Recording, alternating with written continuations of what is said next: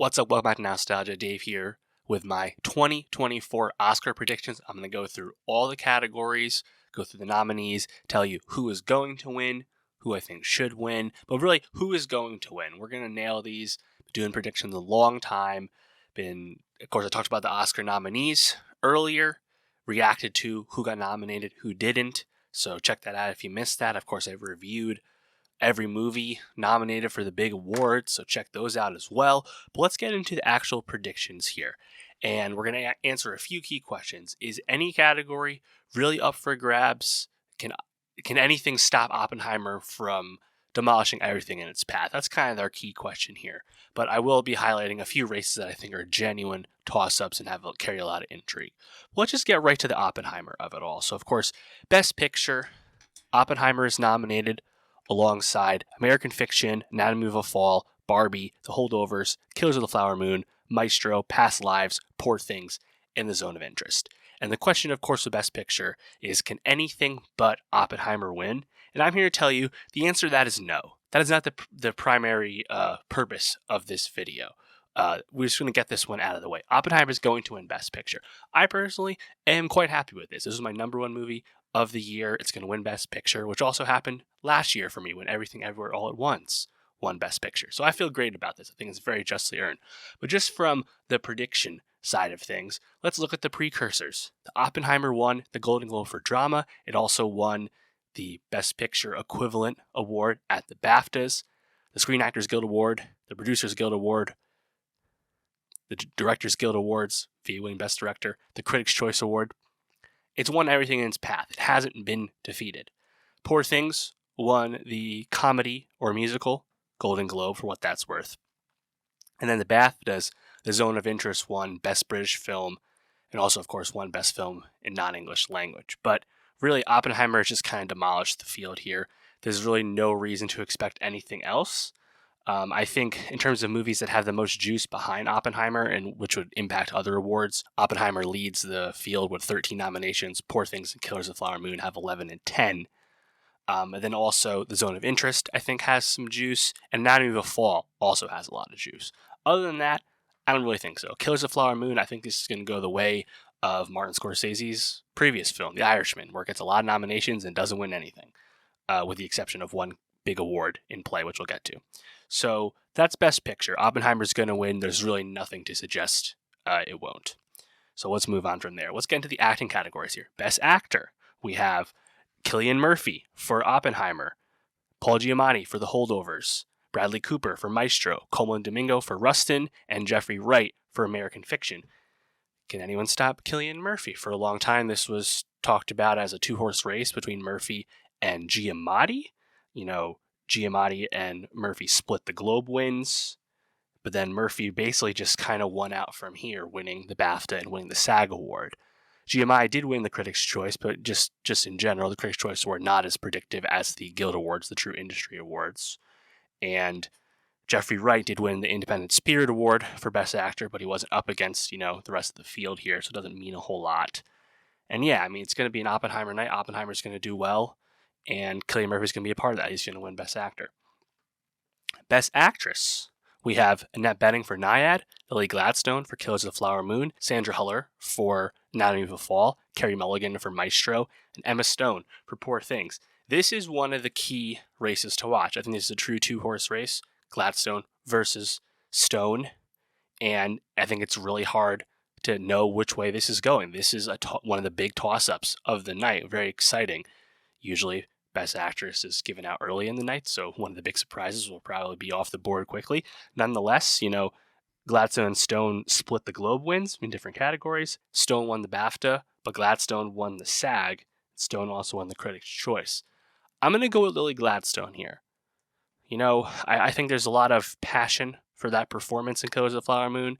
Emma Stone also a previous winner, so I think some people would be leaning towards the spreading the wealth side of things. But you can't be shocked if Emma Stone wins, who's been nominated many times, and of course won already. So it wouldn't be a huge surprise. She is an Academy darling. But I think the wagons are circling around Lily Gladstone. Supporting actor, we have Sterling K. Brown for American Fiction, Robert De Niro for Killers of the Flower Moon, Ryan Gosling for Barbie, Mark Ruffalo for Poor Things, and Robert Downey Jr. for Oppenheimer. And this one is closed and shut. Throw away the key. This is locked in. Robert Downey Jr. is winning Best Supporting Actor. He won the Globe, he won the BAFTA, he won the SAG, and he won the Critics' Choice. He has not been defeated. He gives a good speech, and it's kind of like the return. Robert Downey Jr. escaped the Marvel machine and gave us a great performance as the villain of Oppenheimer. Very justly earned. Supporting actress also is going to be locked and shut. We have Emily Blunt nominated for Oppenheimer, Danielle Brooks for The Color Purple, America Ferrera for Barbie, Jodie Foster for Nyad, and Divine Joy Randolph for The Holdovers. And Randolph has absolutely dominated, unlike any actor nominee has this season. Randolph won the Globe, the BAFTA, the SAG, the Critics' Choice, and she won an Independent Spirit Award because The Holdovers was actually up for Independent Spirits as well. So, complete domination. She's going to win. Very easy. So now let's move on to, I think, some awards that perhaps are a bit harder to predict, and I think more fun for that. And let's go right to, I think, perhaps the other big toss-up after Best Actress, which would be Best Animated Feature Film, where we have nominated Pixar's Elemental, Netflix's Nimona, Robot Dreams, and then the two that are competing for this win here, Studio Ghibli and Hayao Miyazaki's The Boy and the Heron, and Spider-Man Across the Spider-Verse from Sony. And this has really kind of split itself up once again. Boy and the Heron won the Globe and the BAFTA, but Spider-Man won the PGA, Spider-Man won the Critics' Choice, but I think predictive here most of all, Spider-Man won the Annie Award, the Animation Guild, means a lot of shared voting there, and it also won the Visual Effects Society's Animated Visual Effects Award. So I think the Annie Award and the VES Award kind of make this lean Spider-Man. Also the PGA Award shares a lot of voting as well. I would be pulling for Heron. That was my number 4 movie of last year. The previous animated Spider-Man movie, of course, won the Oscar as well several years ago. And it kind of feels odd to nominate the middle movie of a trilogy and give it the win as well, versus Miyazaki, who perhaps will never make another movie again. Likely that'll be the case. He's won one Oscar, 20 years ago. It'd be nice for him to get a second one for like this truly, I think, kind of awe-inspiring and kind of groundbreaking film from its storytelling. On the other hand, how many people have seen The Boy and the Heron compared to Spider-Man that are voters? And how many people are like Ghibli-pilled enough to understand all of its reference points? It's not the most inviting Ghibli film if you're not pretty familiar with those works. So, unfortunately, I think I have to lean Spider-Man, which is a great movie. It's was in my top 20, nothing against the movie. I would prefer Heron to win, but I think Spider-Man Across the Spider-Verse is going to win Animated Feature Film. Let's then go to Best International Feature Film, which has a lot of fun subtext this year. So the nominated films are Io Capitano from Italy, Perfect Days from Japan, which I just reviewed last week, Society of the Snow from Spain and Netflix, The Teacher's Lounge from Germany, and The Zone of Interest from the United Kingdom. You'll notice that there's no movie from France here. The Taste of Things, a great movie, which I also reviewed a few weeks ago, The Taste of Things was the French nominee and was expected to be nominated here, but actually was not, kind of surprisingly. And The Taste of Things was selected by France, meaning Anatomy of a Fall was not submitted for this category. Anatomy of a Fall is a Best Picture nominee and a contender in some other categories. The director of Anatomy of a Fall, Justin Triet, is nominated for Best Director. So you would think Anatomy of a Fall had this award in a walk if it actually was nominated, but it was not. So thus we have to default to the other Best Picture nominee that actually is in this category, which of course would be The Zone of Interest. And, looking at the wins here, Zone does get that for BAFTA, although it is a British film. The British bias is pretty clear. But again, just to kind of reinforce my point here, the equivalent of international feature film was won by Anatomy of a Fall at the Golden Globes, the Critics' Choice, and the Indie Spirit Awards. So France took an L at this one.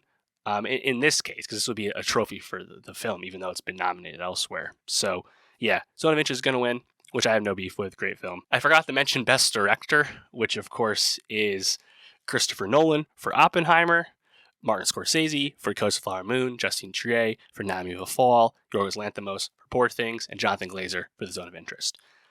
Unsurprisingly, Nolan has cakewalked this for Oppenheimer, going to win his first Best Director, very thusly earned. He won previously for the Globe, the BAFTA, the PGA, and the DGA. No one has defeated Nolan. Lock this one in for sure. Best documentary feature film is another one where it's pretty easy to forecast because only really one film nominated has won anything in the season thus far. That would be 20 Days in Mariupol, the documentary from Ukraine. And the other contender that has won some other awards in the lead up to this was American Symphony, but that doc was not nominated for an Oscar. So thus, I think 20 Days in Mariupol is an easy lock for documentary feature. Best original score, the nominees are American Fiction, Indiana Jones and the Dial of Destiny, Killers of the Flower Moon, Oppenheimer, and Poor Things. And I think this is pretty easily like an Oppenheimer win. Ludwig Göransson will win his second score Oscar, having previously won for the first Black Panther film. I think that one's pretty easy. He did win the BAFTA and the Globe and the Critics' Choice already. Moving on to the screenplay here. Original screenplay, the nominees are Anatomy of a Fall, The Holdovers, Maestro, May December, and Past Lives. And I think this one's funny because a lot of the precursor, or one of the precursor wins, some of the precursor contending nominees was Barbie. Of course, Barbie famously, notoriously was deemed eligible for Adapt the Screenplay instead. So it's not as predictive this year as it could have been. Additionally, the Writers Guild Awards were delayed due to the strikes. Those are not happening until April 14th. So while normally we would know who won the WGAs, we now only know the nominees. And in the nominees, of course, from the WGA, Anatomy of a Fall is not nominated due to WGA rules and in terms of eligibility for being up for those awards. So they're even less predictive than normal. I think if anything could spoil this win for Anatomy of a Fall, I think it's actually Past Lives. But as much as I would love that to happen, that was my number 2 movie of last year. I think it's going to be Anatomy of a Fall. It's a big win for that movie to get the screenplay win. The screenplay, arguably the best aspect of the film, alongside Sandra Huller's performance. Like it's a great screenplay, so I'm very happy that when that happens, that's fine. Conversely, adapt the screenplay. We have American Fiction, Barbie, Oppenheimer, Poor Things, and The Zone of Interest. And this one's probably a little bit easier to predict. I think Barbie is in the mix. I think Oppenheimer is certainly in the mix. But American Fiction has had some juice, winning the Critics' Choice, winning the Spirit Award, winning the BAFTA Award, and being nominated for WGA just like Oppenheimer was. So while Oppenheimer winning this would not shock me at all, I think Cord Jefferson's going to win this for adapted screenplay in American Fiction, and will be an awesome win, awesome kind of coming out party for Cord with his first, directorial film. Very cool. So that's where I'm going to go. Anatomy of a Fall for original screenplay, American Fiction for adapted screenplay, but keep an eye on Oppenheimer in adapted screenplay. Let's hit original song here, where as much as I would like I'm Just Ken from Barbie to win, I feel like it's going to be What Was I Made For by Billie Eilish and Phineas, also from Barbie. If I'm Just Ken had won, we would have had like one of the best periods of this usually fraught awards category, where Natu Natu from RRR, the Indian blockbuster, won this award recently. If you could have followed it up on I'm Just Ken, that would have been awesome, because those are both songs that actually make a real impact in the film itself. Usually these nominees for Best Original Song are like credit songs, opening title sequence songs, maybe a quick montage. Like, they're not really part of the film. It's a pretty weak category usually. Notice that Diane Warren once again is nominated for a song here, like she always is. The politics of this are weird. But Billie Eilish is just such a awards force. Obviously, look at her Grammy performance where she wins, record or song of the year in off album cycles. Like, you got to just bank on Billie Eilish at this point. And she won the Globe. The Critics' Choice did go to Ken, but I as much as I would love Ryan Gosling and I'm Just Ken to win and Mark Ronson to win, you got to go with Billie. Best Sound, the nominees are The Creator, Maestro, Mission Impossible 7, Oppenheimer, and The Zone of Interest. Once again, you cannot rule out Oppenheimer in this category, but it feels like it's going to be The Zone of Interest, which, if you've seen that movie, sound is a huge part of it. Like, the sound design of that movie to haunting effect, incredibly powerful, incredibly effective, a huge aspect of the film. And I'm doing this a little bit early, so the Cinema Audio Society, the CAS, basically the Sound Guild, their awards are not till Sunday, March 2nd. I had to do this a little early, so I don't know who will win, and Zone of Interest not nominated by that body. Oppenheimer was, so I feel like it's Zone of Interest versus Oppenheimer. And again, it'll kind of come down to, like, how many people saw Zone of Interest versus Oppenheimer. That it shouldn't come down to that, obviously, but and Zone of Interest, nominated for Best Picture and Best Director, so it's probably not a big issue, but just something to think about there. But I'm going to go with Zone of Interest for Best Sound. And it'd be nice if Oppenheimer doesn't win all the down ballot awards and we get a little bit of wealth spreading. That would be nice. Similar thought here. Best Visual Effects. This is a category where Oppenheimer was not nominated. The Creator, Godzilla Minus One, Guardians of the Galaxy Volume 3, Mission Impossible 7, and Napoleon are your nominees for Best Visual Effects. And this one, I think, is also pretty hard to predict, where the BAFTA went to Poor Things defeating Oppenheimer, which, of course, is not nominated for the Oscar. The Critics' Choice went to Oppenheimer, again, not nominated. But then the Visual Effects Society went to The Creator, and that was over Oppenheimer, who was nominated there. So, it's interesting. I feel like there's a lot of juice for Godzilla Minus One as well, and frankly, those are my picks. Like, I would be over the moon if The Creator or Godzilla Minus One win this award, and I feel like it's The Creator, but it's a hard one to pick. The Marvel over streak in this category will continue. I'm not going to pick Guardians Volume 3. Hilarious that streak continues, even though that was pretty good for Marvel standards. But The Creator and Godzilla Minus One, they both represent new paths forward for blockbuster visual storytelling in Hollywood, where both those films have such modest budgets, but they look anything but. And that's what you're rewarding by this, win here. So I think either one's justly earned. Maybe there's a bit more juice for Godzilla Minus One, which would be amazing if that happened. I mean, The Creator really knocked me out. $80 million movie looks like it was made for $200. Godzilla Minus One made for like $25 million. Looks fantastic. It's really hard to say.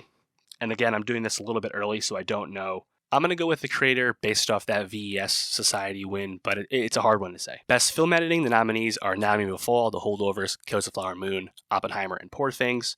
Oppenheimer won the Critics' Choice, won the BAFTA, and again, I'm doing this a little bit early, so I don't know who won the Ace Eddie Awards, which would be the editing body. That being said, I feel like it's going to be Oppenheimer. Winner of Best Film Editing is often predictive of Best Picture win, and usually when you have a dominant Best Picture winner, editing you can bank on here, so I think that one's pretty safe to say.